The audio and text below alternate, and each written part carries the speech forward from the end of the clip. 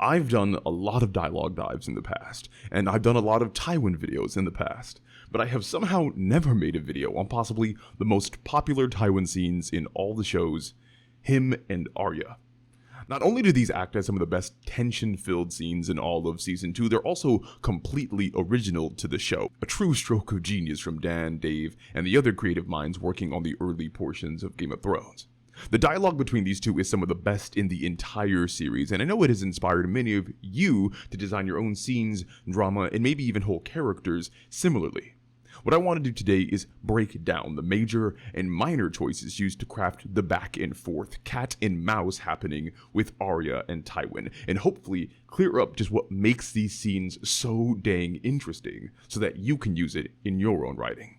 If you are new to the channel, hi. My name is Alex. I have been a novel and script editor for almost a decade now, and there is nothing I enjoy more than diving into and geeking out about fiction.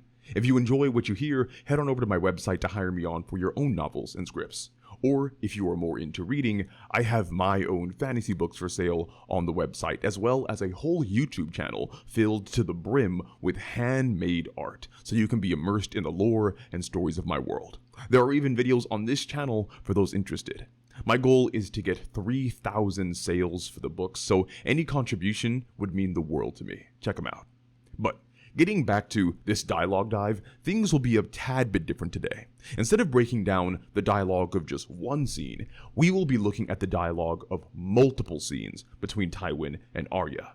This is so that we can understand the full breadth and scope of what basically amounts to a season-long mini-narrative being told between these two.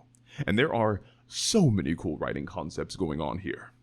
First, we have to establish the fundamentals of what makes these scenes interesting at all. High-level dialogue in writing, especially between a protagonist and an antagonist, is alluring like a boxing match is alluring.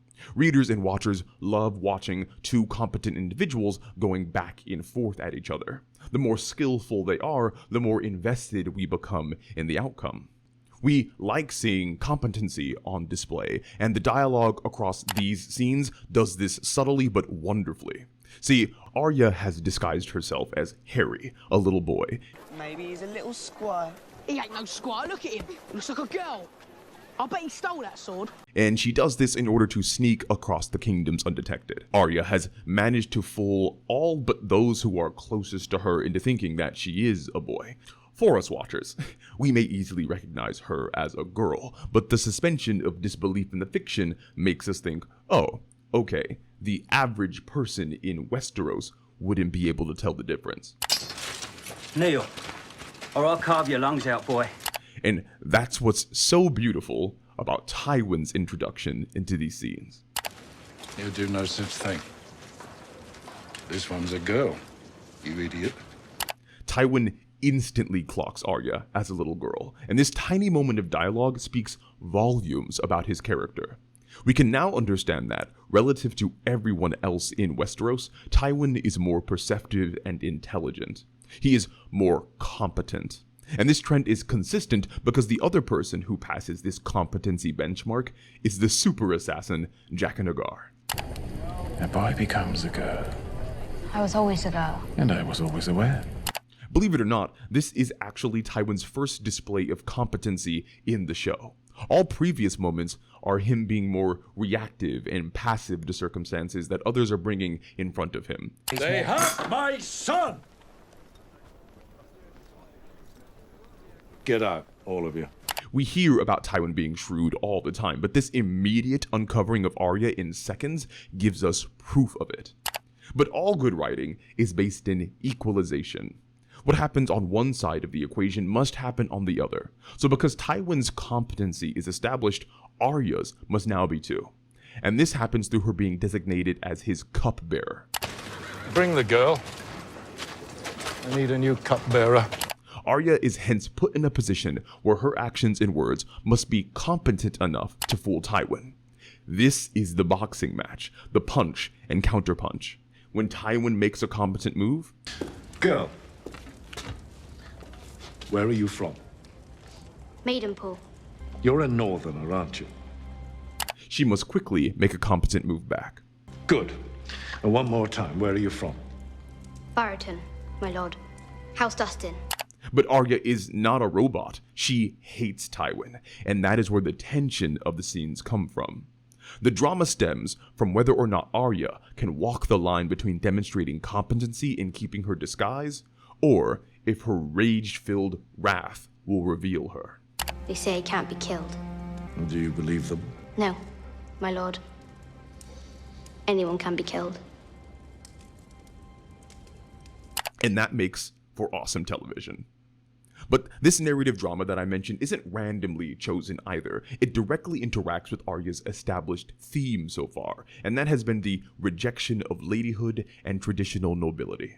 You will marry a high lord and rule this castle, and your sons shall be knights and princes and lords. No. That's not me. Arya's entire time on screen has basically been her rejecting etiquette and manners and noble tradition. So what is extremely cool is that all of her dialogue in these scenes is a test of if she can truly, convincingly be non-noble. Low-born girls say, "My lord," not "my lord." If you're going to pose as a commoner, you should do it properly. Since her disguise is that of a peasant, the thematic tension of her dialogue comes from whether her noble upbringing will slip out and doom her. My mother served Lady Dustin for many years, my lord. She taught me how to speak properly. And again, this isn't random. The writers could have chosen for her not to talk at all, or pretend to be mute, or never even interact with Tywin. But that would have left so much on the table dialogue-wise. The characterization and thematic growth are wonderfully capitalized here because of her interactions with Tywin and her speaking. Arya's theme of being against traditional medieval femininity is even addressed directly in her conversations with Tywin and makes him laugh. Are most girls more interested in the pretty maidens from the songs? John Q, flowers in her hair? Most girls are idiots. There is a guideline in writing that states, give your readers what they want, just not how they expected it. The same works for characters. Arya's always wanted to shrug off nobility. Now she's been given the golden opportunity, and she has to do it to save her life. This is the essence of really awesome dialogue. Good dialogue is thematic. It pushes forward the underlying message and qualities of the characters within the fiction, while also not being too overt that you notice. It just seems organic. On a completely separate note too, I think it's cool that at the same time, Sansa is a captive, but is forced to performatively put on extra noble airs. Do you want an end to this engagement? I am loyal to King Joffrey, my one true love. Lady Stark, you may survive us yet. After yearning for it for so long. And I'd be queen someday. Please make Father say yes. Sansa. Please, please. It's the only thing I ever wanted. Having the sisters go through opposite styles of captivity is just a really cool writing choice that, again, is show-specific. But as much as we've talked about Arya, there is still so much to be said about Tywin. His dialogue in these scenes seems to center around a narrative technique I call antagonist at rest. Usually, antagonists only exist in a story to stand as an obstacle to the protagonist. This means they are always enacting some kind of conflict or evil. Therefore, while the heroes get to be multifaceted and engage in all sorts of actions, deepening their characters and complexity, antagonists are often relegated to doing one thing: being evil, or at least being confrontational. So to counteract this, many high-level narratives will show the antagonist simply existing. This could be lounging, reminiscing, eating, or expressing a deep, hidden part of their humanity. Oftentimes, a protagonist or hero character will be alongside the antagonist while they're at rest. In some cases, the antagonist and the hero might even work together to solve a common issue. Whatever the case may be, scenes with antagonists at rest allow writers to use dialogue that might not be appropriate or organic anywhere else in the narrative. Because the antagonist's dialogue does not have to be centered on advancing an evil plan, the dialogue can instead be used to deepen their characters, their motivations, and their traits. Here is Charles Dance, Tywin's actor, actually talking about this very thing. I've got quite a few scenes with that wonderful little girl who's desperate to stick a knife in my back at every opportunity. And she's fabulous, actually. Great, great kid. But there's a scene in that with her when the writers allow the audience to see a little bit of what's behind Tywin Lannister, which is very clever, because it means the audience is saying to the little girl, don't kill him yet, because there's something strange going on here. We're going to find out a bit more about this character. Tywin seems to genuinely enjoy talking to Arya. And what this does is cover the exposition being delivered as being justified in universe. Did you know your father, my lord? I did. He was a good man. But a weak man. A weak man who nearly destroyed our house and name. Instead of info dumping, Tywin seems like a lonely father who has been yearning for a long time to talk to a child that he can respect and maybe even mold. Greatest fortress ever built. Tallest towers, the strongest walls. The Great Hall had 35 hearths. 35, can you imagine? This is probably the most Tywin ever talks about himself or his personal life in the show, and it's because he recognizes Arya's competence and finds kinship with her. Dressed as a boy. Why? Safer to travel, my lord. Smart. Arya's time with Tywin is very similar to his moments with his actual child, Tyrion, except he is still rather ruthless with Tyrion, while with Arya, he's a bit more kind. Well, you know, in his own stern way. You hungry? No? Of course you are. Eat. I'll eat in the kitchen later. It's bad manners to refuse a lord's offer. And that actually brings us to another subtle but important part of the dialogue within these scenes. How Tywin talks to Arya versus how he talks to others. Tywin is surrounded by incompetence. This one's a girl, you idiot. He laments that he's surrounded by incompetence. But now, madness. Madness and stupidity. And he is quick to insult incompetent people. If your name wasn't Lannister, you'd be scrubbing out pots in the cook's tent. Go! It shows just how quickly you can go from his good graces to being an outcast. Get out, all of you.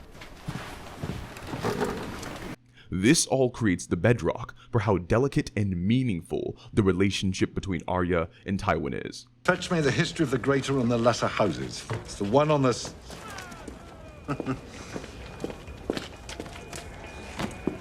My cupbearer can read better than you. If he were just as cordial and nice to all his generals and bannermen as he was to Arya, then their interactions wouldn't really be special. But that's not the case. Just like how Tywin is understood to be more perceptive because he recognized Arya as a girl where everyone else didn't, Arya is perceived as more competent and resourceful because she gains Tywin's respect where everyone else fails. You're too smart for your own good. Has anyone told you that? Yes. Go on. By him being so critical of others, I judged you might be good for something more than brutalizing peasants. I see I overestimated you. It makes his niceties towards Arya seem even more dramatic. I'm pretty sure she's the only person up to this point that he has ever even complimented. And Arya, for all her hatred, seems like she genuinely feels pride at Tywin's recognition and high opinion of her. Maybe you should devise our next battle plan while you're about it. The two almost seem like a reluctant master and apprentice, a dynamic duo-style pairing that is very popular and very prevalent in modern fiction. These two appear to enjoy their boxing match just as much as we of the audience, and that creates a nuanced viewing experience where our villains can be human and our heroes can be closer to the villains. And to cap things off, even though we may not think of it in so explicit of terms, dialogue is a tool to help move the plot and the narrative forward. This is something that I tell my clients because it provides them a guiding light on what to center dialogue around. It's much easier than trying to just guess on a white sheet of paper. The interactions between characters should help change the story in some way. So how does Arya and Tywin's dialogue change the story? Well, that's the part that's kind of cool. It doesn't. See, pretty much nothing of consequence plot-wise actually happens as a result of these two having scenes together. We don't really learn anything of Tywin or Arya that becomes pivotal to future plot developments or sequences in the narrative. Neither of these characters really change from having spent time together. So why do these scenes exist, and why do they work so wonderfully? Well, it's because these scenes do work to further plotting, but it's Arya's plot with Jaqen H'ghar, who told her that she can name 3 people and they would be killed. You might recall that I said these scenes with Tywin are show original.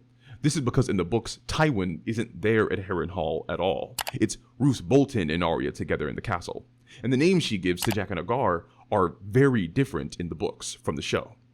The necessary plotting going on here is that Arya has to use her 3 names in a way that doesn't solve all of her conflicts because, we wouldn't have a story after that. And so in that way, she is then pushed to seek out Jaqen H'ghar again and start her journey as a faceless man. All these scenes are a seed being planted for the future growth of the tree that is her plotting. And that's actually it. That's the secret. That's the purpose of her being at Harrenhal with Tywin. And with that purpose uncovered, we can assess that all the scenes and dialogue between Tywin and Arya are simply being dramatic flair to keep us interested and dramatized, while the real hidden plot is happening between Arya and the use of the name she was given. Now, this might seem like a critique of the dialogue as it being empty or useless, but it's not. It's actually the final puzzle piece to why everything works. Since the dialogue itself does not have to focus on accomplishing a specific plot movement or moment, the dialogue is then free to completely be about character-centric things or drama.